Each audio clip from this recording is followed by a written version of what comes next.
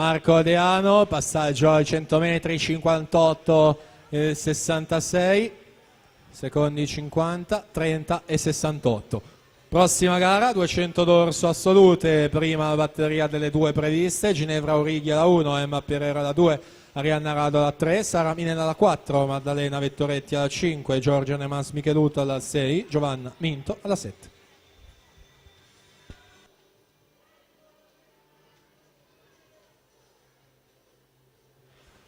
Marco Deano, 30 e 93, anche i terzi 50, ancora sotto i 31.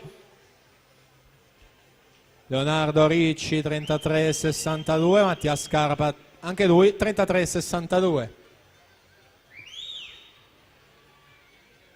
E dunque Marco Deano, Arca Tima, caccia di un tempo importante già dalle batterie della mattina, per lui prima posizione generale 2.00 e 11 per aggiudicarsi questa seconda batteria dei 200 dorso junior maschi. Alle sue spalle Mattia Scarpa 2.10 e 57 in seconda posizione generale, Leonardo Ricci 2.11 e 43 in quinta posizione generale.